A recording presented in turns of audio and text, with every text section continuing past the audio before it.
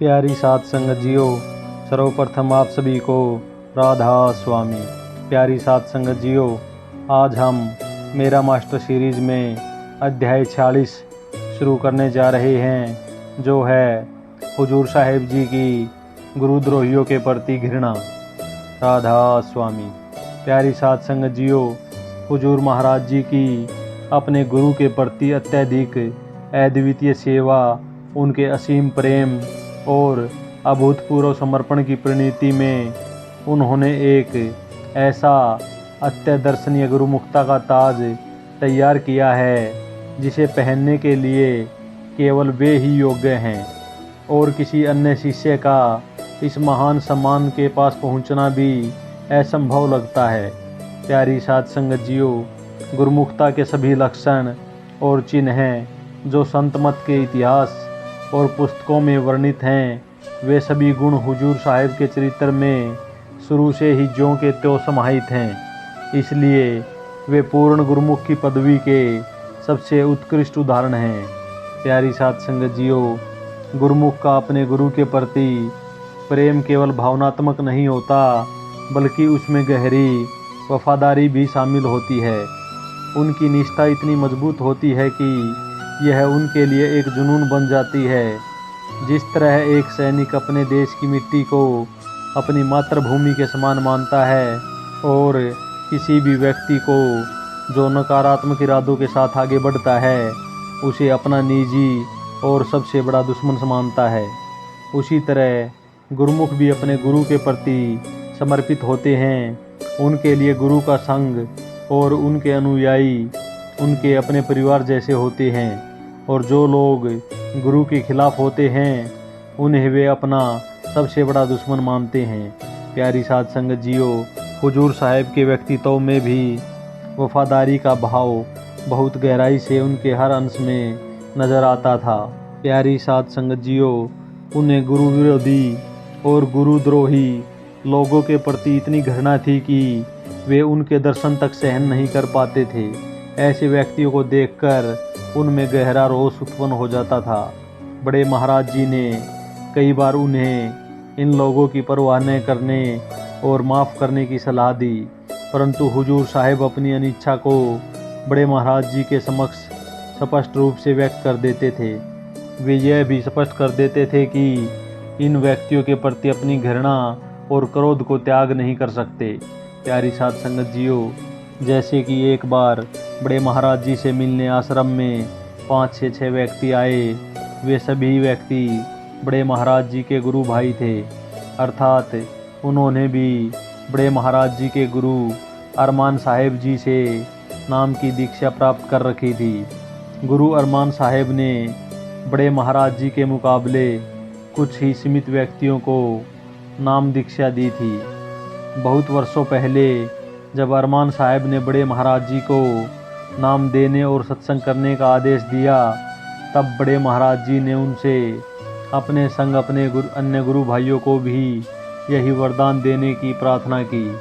प्यारी साध संगत जियो, बड़े महाराज जी अत्यंत पवित्र और पर्वतीय शिष्य थे, और उनकी इच्छा थी कि उनके गुरु का नाम और सत्संग पूरे हरियाणा में फैले।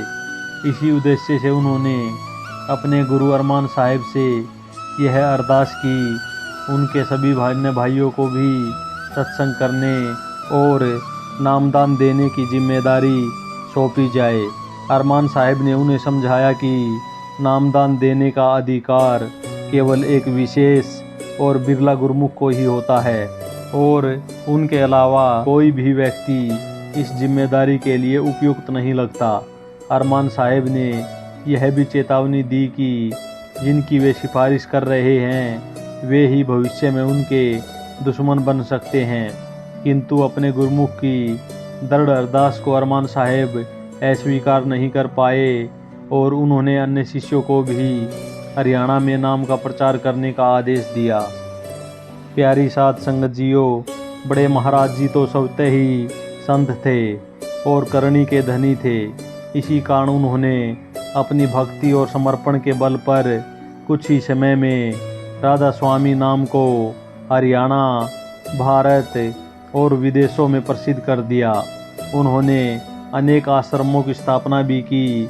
दूसरी ओर अरमान साहिब के अन्य शिष्य जिन्हें प्रचार करने का आदेश मिला था, वे बड़े महाराज जी के समक्ष उल्लेखनीय परिणाम दिखाने में सफल नहीं हो पाए। जब बड़े महाराज जी ने हरियाणा में लाखों सत्संगी शिष्यों को संत मत के मार्ग पर चलने के लिए प्रेरित किया, तब उनके गुरु भाइयों में से कुछ ने 1-2 और कुछ ने केवल 10 से 12 शिष्यों को ही इस मार्ग पर लाने में सफलता प्राप्त की थी। प्यारी साध संगत जियो, बड़े महाराज जी की प्रगतिशीलता को देखकर उनके कुछ गुरु भाइयों में ईर्ष्या की भावना उत्पन्न हो गई और उन्होंने गांव में उनके खिलाफ झूठी और गलत बातें फैलाना शुरू कर दिया। जैसा कि अरमान साहिब ने कई वर्षों पहले ही चेतावनी दी थी, उनकी बात सच साबित हो गई और ये गुरु भाई बड़े महाराज जी को परेशान करने लगे। उनमें से कुछ विभिन्न प्रकार के षड्यंत्र रचने लगे।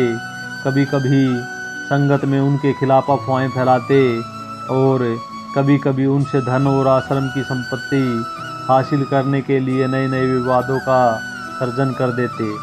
प्यारी साध संगत जियो, जब हुजूर साहिब बड़े महाराज जी के साथ रहने लगे तो इन लोगों का आश्रम में आना जाना धीरे धीरे कम हो गया।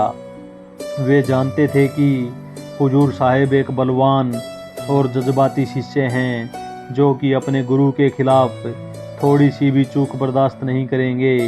बड़े महाराज जी भी हुजूर साहिब के आने के बाद निर्भीक हो गए और दिन रात की बेवजह पैदा की गई चिंताओं से मुक्त हो गए।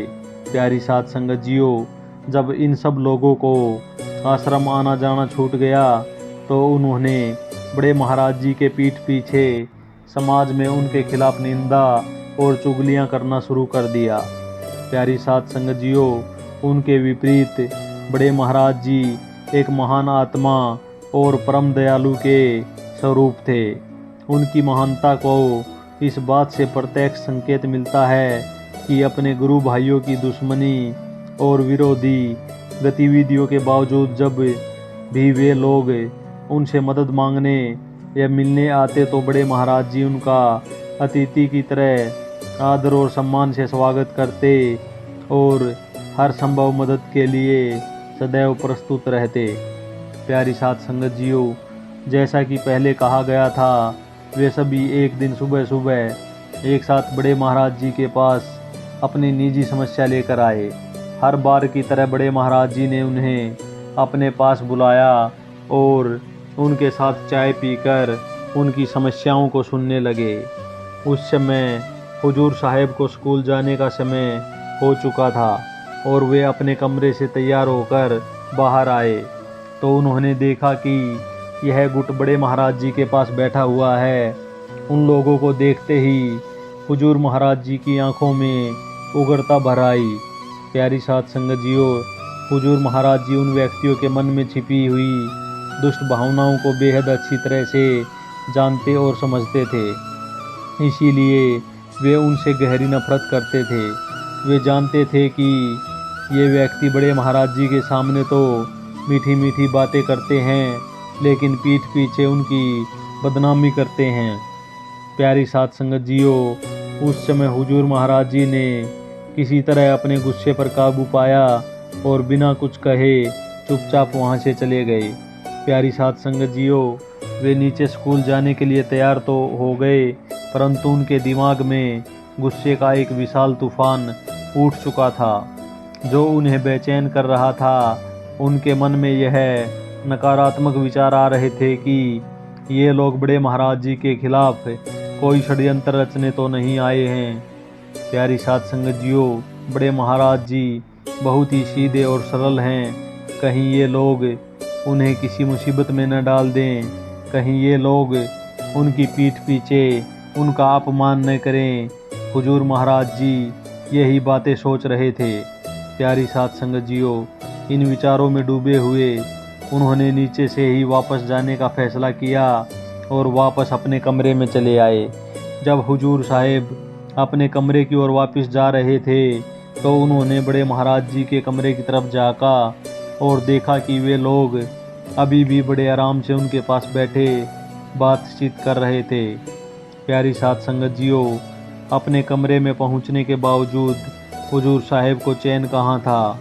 वे फिर से बड़े महाराज जी के कमरे की ओर बढ़े और पानी का जग उठाने का बहाना बनाते हुए उन लोगों की बातचीत को सुनने की कोशिश की। उन्होंने देखा कि उन लोगों की बातचीत में जल्दी जाने की कोई मंशा नहीं थी। वे तो बड़े महाराज जी के साथ हंसी मजाक कर रहे थे।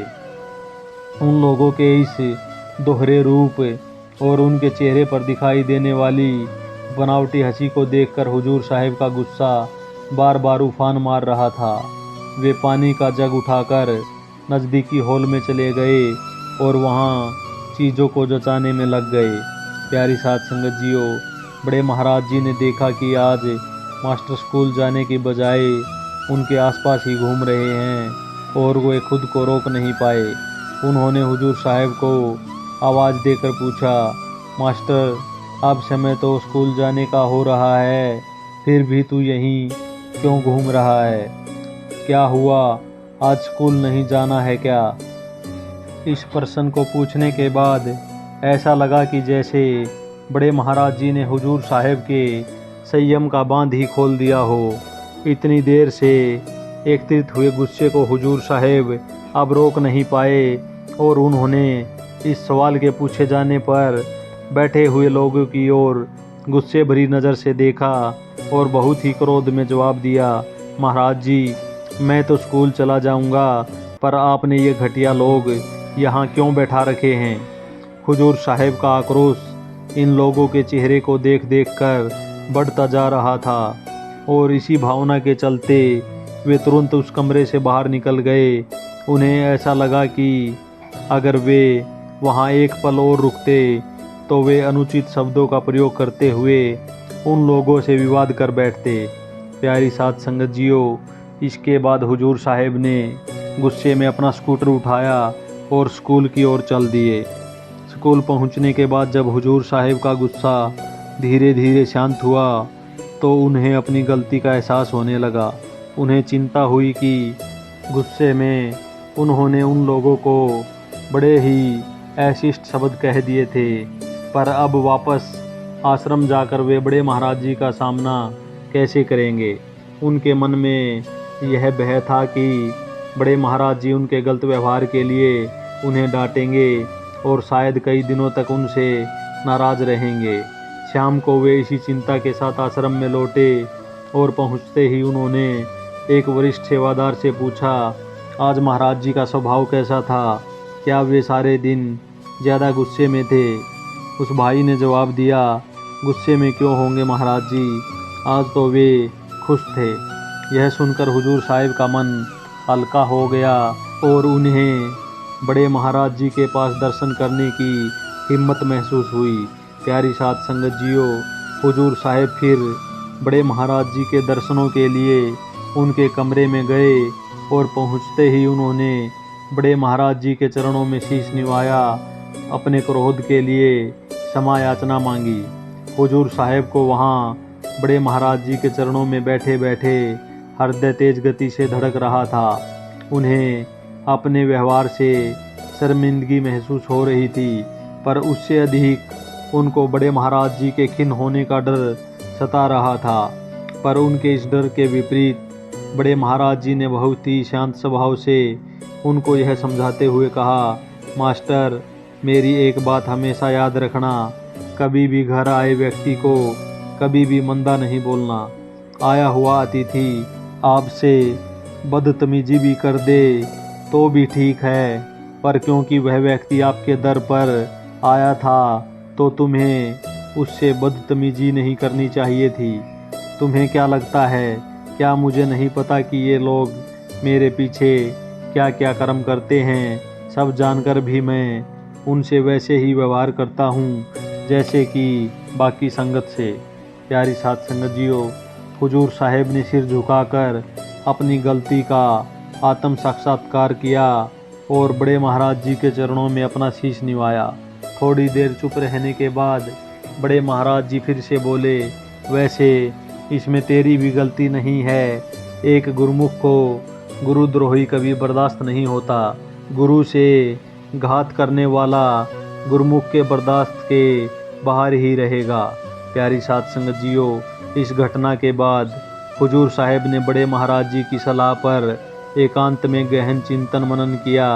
वे अपने व्यवहार को अच्छी तरह समझते थे और यह जानते थे कि अगर भविष्य में बड़े महाराज जी के विरोधी उनसे दोबारा मिलने की कोशिश करेंगे तो वे चाहकर भी अपने गुस्से पर काबू नहीं कर पाएंगे और उनसे फिर से कठोरता से पेश आएंगे। बड़े महाराज जी के सामने फिर से ऐसी गलती ना हो, इसलिए उन्होंने निश्चय किया कि वे ऐसे गुरुद्रोही लोगों को नज़रअंदाज करेंगे और उनके दर्शन ही नहीं करेंगे। इस निर्णय के बाद हुजूर साहिब ने ऐसे दुष्ट प्रवृत्ति के लोगों से दूरी बना ली और जब भी वे उनके सामने आते हुजूर साहिब उनके दर्शन करने की बजाय अपना रास्ता बदल लेते थे। प्यारी साध संगत जियो, एक अन्य अवसर पर बड़े महाराज जी के एक पुराने शिष्य को बीमारी ने घेर लिया। यह शिष्य हुजूर साहिब के आश्रम में आने से पूर्व बड़े महाराज जी के बहुत विशेष और निजी सेवकों में से एक हुआ करता था। बड़े महाराज जी भी उसके प्रति गहरा प्यार और स्नेह रखते थे।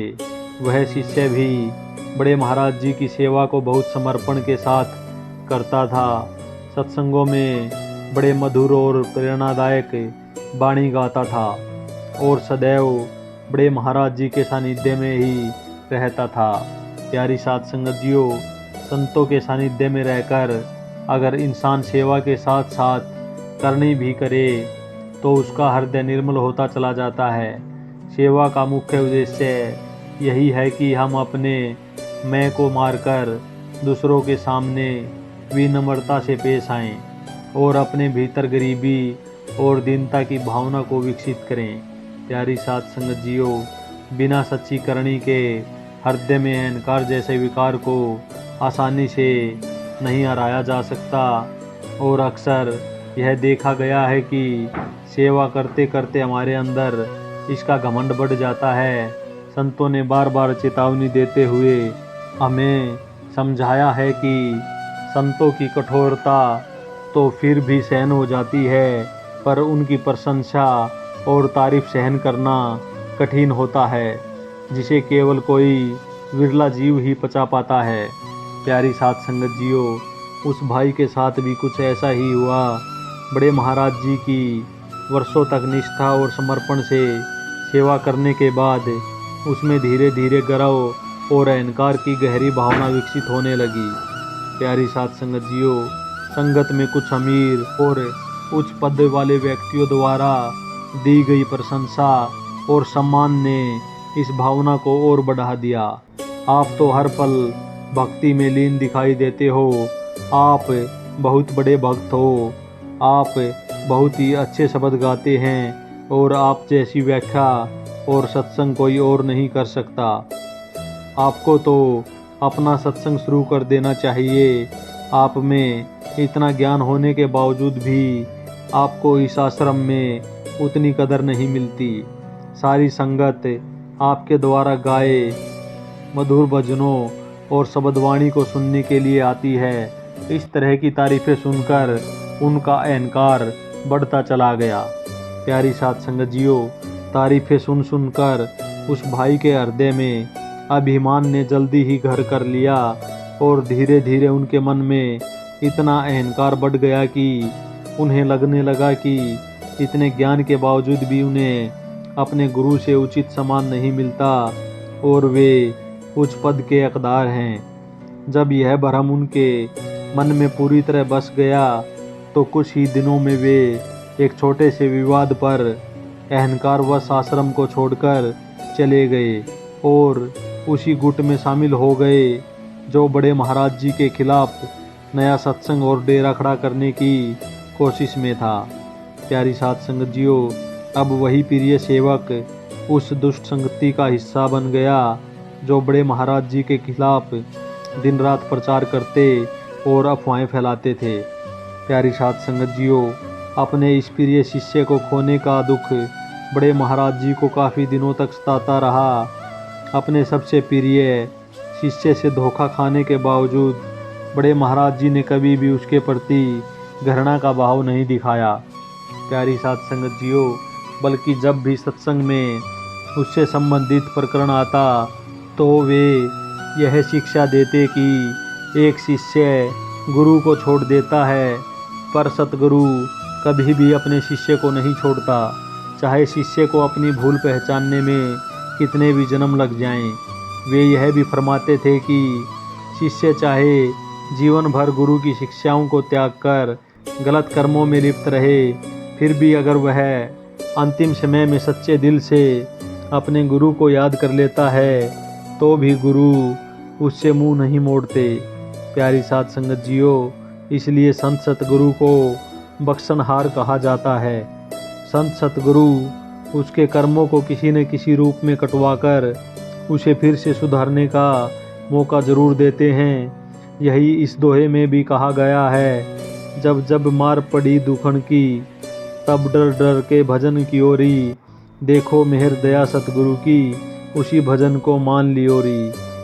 प्यारी साध संगत जियो, करीब 15 से 20 वर्षों के बाद एक दिन अचानक उस शिष्य के घर से सूचना आई कि वह शिष्य गंभीर रूप से बीमार है और उसकी हालत नाजुक है।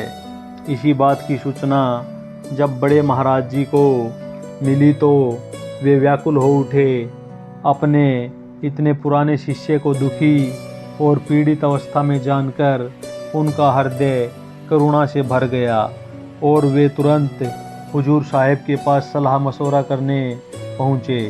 वहाँ जाकर बड़े महाराज जी ने हुजूर साहिब को उस शिष्य की स्थिति बताई और कहा कि उनका मन उन्हें व्याकुल कर रहा है और वे उस शिष्य को एक आखिरी बार देखने की इच्छा रखते हैं। प्यारी साध संगत जियो, हुजूर साहिब भी बड़े महाराज जी की इस दयालुता को देखकर हैरान हो गए।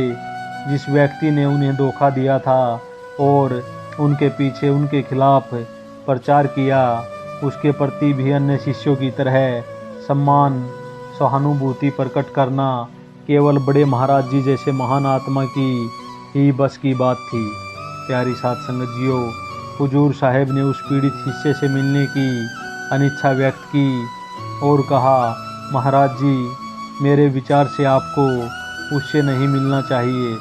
वह अपने विश्वासघात की कर्म का फल भोग रहा है।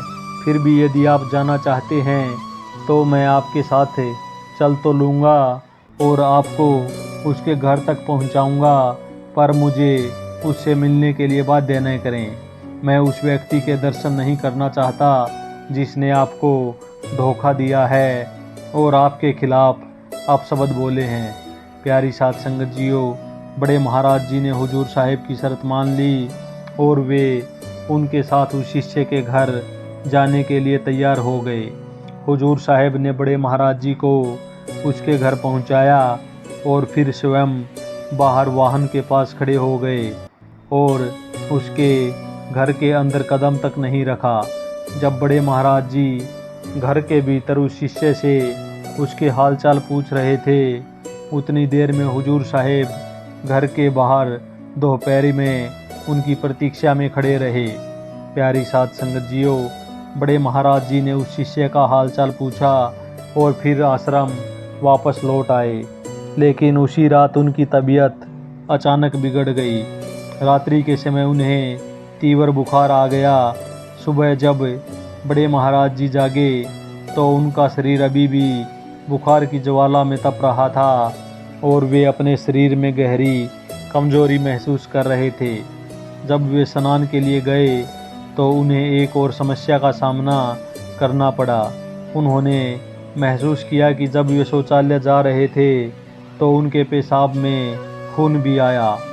तबीयत के अचानक बिगड़ जाने से बड़े महाराज जी को अत्यंत कमजोरी का एहसास हुआ और इसी कारण वे अधिकांश समय अपने कमरे में ही बिता रहे थे।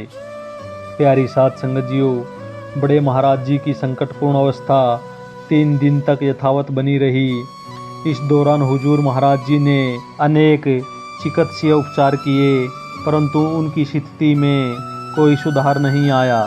भगवान से अनेक प्रार्थनाएं और विनतियां करने के बाद तीसरे दिन बड़े महाराज जी का बुखार धीरे धीरे कम हो गया और उनकी सेहत में सुधार होता प्रतीत हुआ। प्यारी साध संगत जियो, बड़े महाराज जी का स्वास्थ्य में सुधार देखकर हुजूर के दिल में एक गहरी राहत की भावना उमड़ आई। बड़े महाराज जी के दर्द का मंजर लगातार उनके मन में चुभ रहा था और अब आखिरकार सुकून की किरण पुनः प्रकट होने लगी। आज भी वे 3 दिन हुजूर साहिब के जीवन में एक ऐसे भयानक और अविस्मरणीय घड़ी के रूप में प्रतिष्ठित हुए हैं कि जब भी हुजूर महाराज जी उस समय की यादों को पुनः जीते हैं तो उनकी आंखें नम हो जाती हैं। प्यारी साध संगत जियो, जब बड़े महाराज जी की तबीयत सामान्य हो गई, उन्होंने हुजूर साहिब को अपने पास बुलाया और कहा, मास्टर, अच्छा हुआ कि तू उस दिन उसके घर नहीं गया। तेरी बात सच्ची थी। गुरुद्रोही के दर्शन नहीं करने चाहिए। गुरुद्रोही के दर्शन मात्र से उसका पाप दूसरे पर चढ़ जाता है। गुरु से धोखा करने का पाप इतना भारी होता है कि उसके साथ बिताया गया एक क्षण भी अच्छे से अच्छे गुरुमुख की सारी भक्ति को नष्ट कर सकता है। मेरी जो 3 दिनों से हालत हुई है वो उसी के पाप का परिणाम है। मास्टर, मेरी एक बात मान लेना, तू यह बात अपनी किताब में ज़रूर छपवाना कि गुरुद्रोही के मात्र दर्शन करने से भी उसके पाप अपने सिर चढ़ जाता है।